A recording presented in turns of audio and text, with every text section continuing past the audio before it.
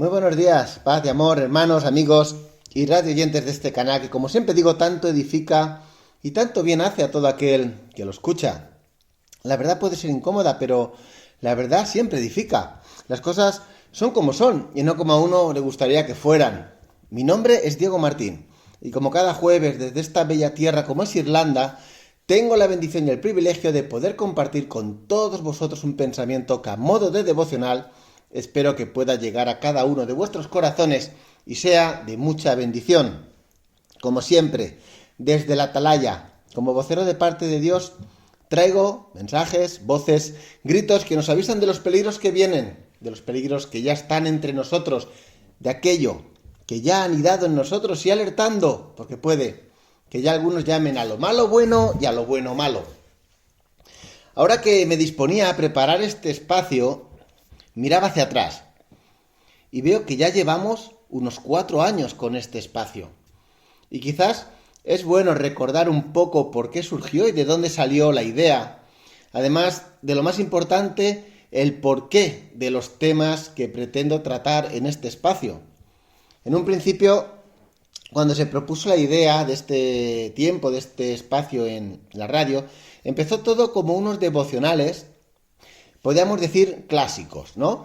Y cuando pasó un año, la cosa cambió. La verdad que empecé a dirigirme a todos vosotros, como digo en mi introducción, desde la atalaya, desde ese lugar donde siempre tiene que haber alguien vigilando. La palabra de Dios nos dice que todos debemos vigilar y velar, pero también la Biblia nos recuerda que hay personas que tienen esta misión de cara a los demás.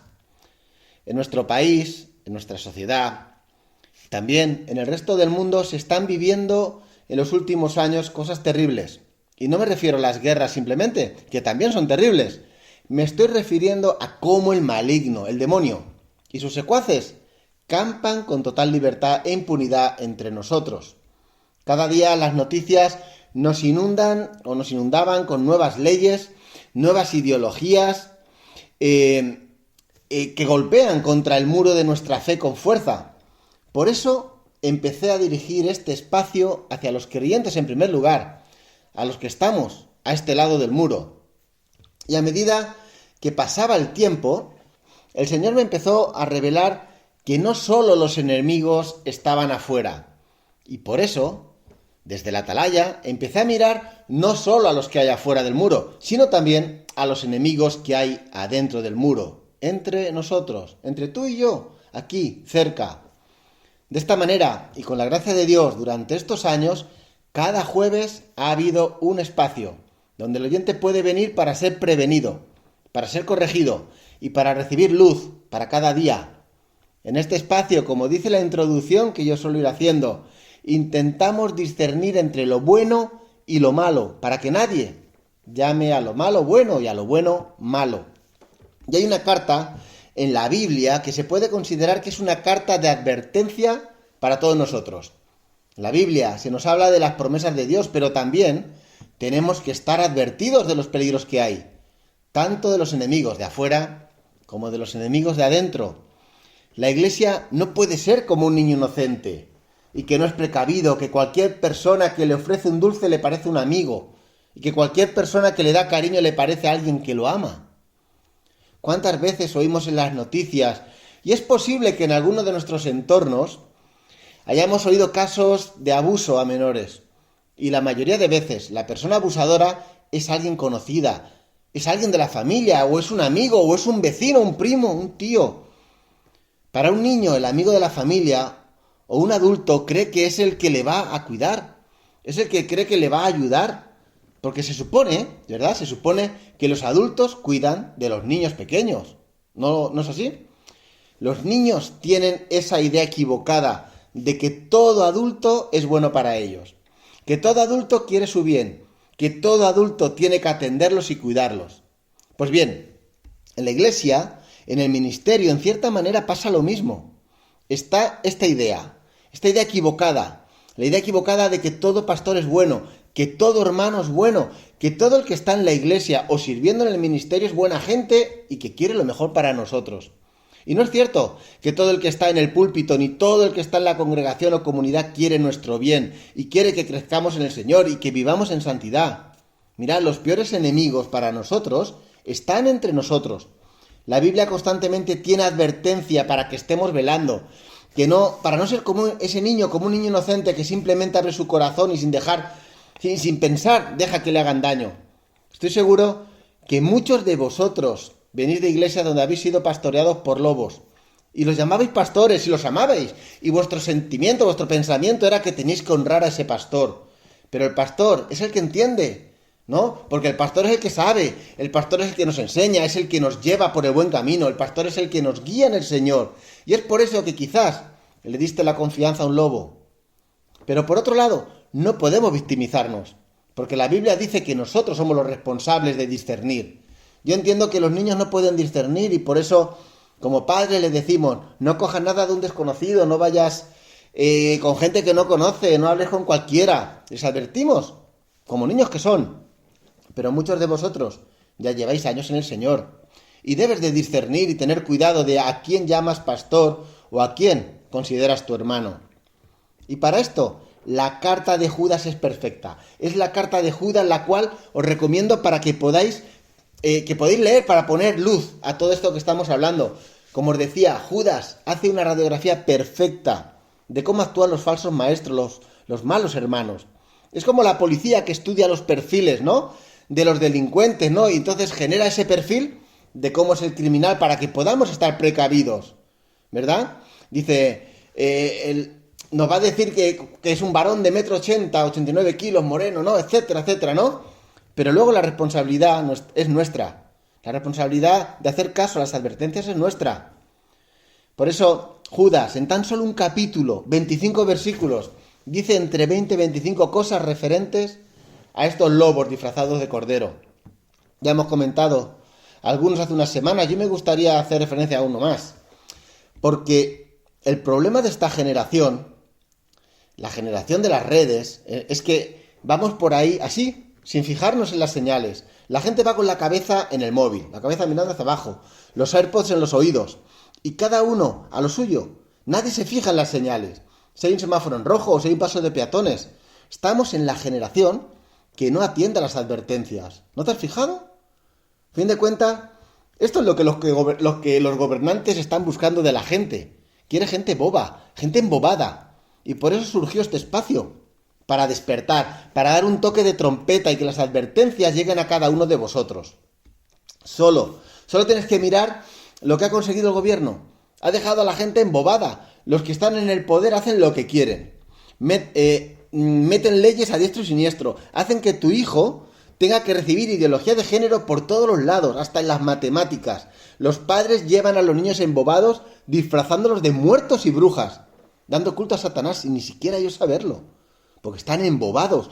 La sociedad está ciega y aborregada. Nos están llenando el mundo de banderas raras, de colores raros. Están sacando ideologías por la tele que hace unos años serían llamados locos. Y lo peor es que este clima se contagia y se va pegando. Porque ellos nos quieren embobados. Porque alguien embobado no piensa, no se revela, se deja llevar. Y esto se transmite a las iglesias, a las congregaciones. Tenemos que tener cuidado de los que están en el púlpito, pero también de los que están en nuestros bancos junto a nosotros. Judas dice en el versículo 12 del capítulo 1, el capítulo bueno, solo un capítulo, ¿no? Dice, estos son escollos ocultos en vuestros ágapes. Y bueno, va diciendo, cuando banquetean con vosotros sin temor, apacentándose a sí mismos, son nubes sin agua, llevadas por los vientos, árboles de otoño sin fruto, 2 veces muertos y desarraigados. Parece muy poético, pero tela con la advertencia. Si te fijas, habla de ágapes, los ágapes, y esto se refiere a las cenas, las fiestas donde se come, a encuentros entre hermanos. Y habla que ahí en medio están unos escollos ocultos. Y habla que eso ocurre, y porque se refiere a los que tenemos una fe en común, que realizamos los mismos actos juntos, recibimos la palabra de Dios como alimento, y luego otro tipo de celebraciones también juntos. Hay gente que va a la iglesia, pero no deja que nadie se meta en su vida, no comparte más cosas con los demás, solo quieren recibir. Pero si quieres vivir un cristianismo completo, entonces hay una comunión, hay un dar, un recibir. Y claro, eso tiene un riesgo, que es lo que nos explica Judas. Porque lo importante no es lo que haces en sí mismo, sino quién son los que te rodean para hacer lo que estás haciendo. El evangelismo, la vigilia, la oración, una comida. Y por eso resalta esta palabra, escollos. En algunas traducciones dice de otra manera, pero son escollos, habla de arrecifes, por ejemplo, ¿no? Son esa punta de piedra que sale del mar, pero que debajo hay una montaña gigante. Pero parece poco, pero es capaz de destrozar un barco. Es como una punta de iceberg que se ve poco, pero luego es muy grande. Y así habla del peligro que hay en la iglesia, de un escollo. No habla de una isla grande, porque la isla se ve, pero al pequeño escollo no se ve. Cuando quieras darte cuenta estarás pasando por encima y ya será demasiado tarde. Y es así, como muchas veces pasan las cosas. Uno está entre hermanos, en un mal calmado, disfrutando del ágape, de un tiempo de coinonía, pero como no andemos con cuidados, el escollo podrá estropear todo el momento. Y es aquí. El falso maestro, el falso hermano, no está descrito como algo claro, sino como algo medio escondido, algo que no se ve claramente. Y al contrario de lo que puedas pensar, lo que más se ve es la parte que quieren mostrar, esa parte confiable, de seguridad. Pero empezarán a hablar mal de la iglesia, de la comunidad, no le van a hacer de golpe. Primero será una frasecita, otro día será otra, pero al final, aunque sean palabras y frases que parezcan lógicas, al final en tu corazón puede crear una duda. Y te comes la cabeza y ahí empieza todo, la crítica, la mentira, y el resultado es separación. Es lo que hacen los falsos hermanos, crean disensión. Su misión es separar. Ellos pasan con nosotros mucho tiempo, navegan en el mismo barco, pero en realidad solo están ahí, aparentemente. Son enemigos de la iglesia y aprovecharán que bajes la guardia para hacerte caer. Mirad, la iglesia tiene que prepararse para estos tiempos. Debemos prepararnos para muchos enemigos. Y son enemigos de afuera, pero también enemigos de adentro. Vienen tiempos difíciles, hermanos, en España, en todo el mundo. Tenemos que prepararnos para tiempos de opresión, de persecución, de censura. Y solo si la iglesia se mantiene unida, podrá mantenerse fiel para cada circunstancia.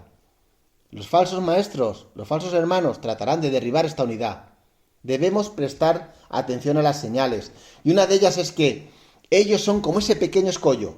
Porque en medio de las luchas de cada día, los creyentes buscamos ir a la iglesia, reunirnos entre nosotros, porque es ahí donde podemos descansar, donde podemos cantar a nuestro Dios, donde nos alimentamos, donde nos sanamos de las heridas de las batallas. Es donde nos edificamos.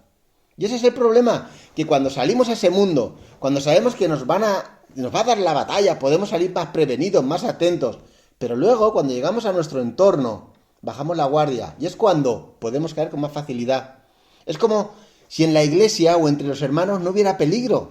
Pero muchos han fornicado en la iglesia, entre miembros de la iglesia, no con gente del mundo. El peligro estaba en la congregación. La mentira fue aquí en la iglesia, el chisme. Bajamos la guardia entre los hermanos y las hermanas, no velamos. Creemos que todos van con buenas intenciones y vemos como chicas ven al hermano y como es creyente, como está en la iglesia, va al grupo de jóvenes, no piensan que quieren llevarle al portal para darle un beso. Muchos dicen, no sé cómo pasó, de repente, no me di cuenta, pero ya caíste. Y eso es lo que dicen todos. Y esto y todo es por no estar pendientes de las señales, por no hacer caso de las advertencias. Cuidado porque en el mejor momento es cuando se manifiestan, mientras viven camuflados. Por eso debemos velar. Pero quiero acabar, ya más adelante seguiré con otras características, pero quiero acabar hoy con esto. Pero quiero decir que no quiero que debes de vivir desconfiando de todos y de todos. No sé si me explico. No debemos desconfiar de todos los hermanos, pero la Biblia nos llama a no tener una confianza ciega en nadie. Escucha esto. No podemos desconfiar de todos, pero no podemos confiar a ciegas en nadie. Apréndetelo. No podemos desconfiar de todos, pero tampoco puedes confiar a ciegas en nadie. Espero que podáis discernir día a día entre lo bueno y lo malo, aunque se nos presenten las cosas confusas. Y bueno, quiero pedir a Dios que nos proteja, que nos pueda proteger de estos lobos y que haya valientes que puedan desenmascarar a estos lobos, gente que pueda proteger a los que son más niños, gente que grite desde la atalaya, peligro que viene. Y dejaros, para acabar, el recordatorio que mañana empiezan las actividades del Congreso de Remar, que se celebra en Fuenlabrada y donde Dios mediante mi esposa y yo, junto con nuestra hija Ada, estaremos compartiendo con todos los hermanos y hermanas. Si te acercas por allí, nos vemos. Que Dios te bendiga.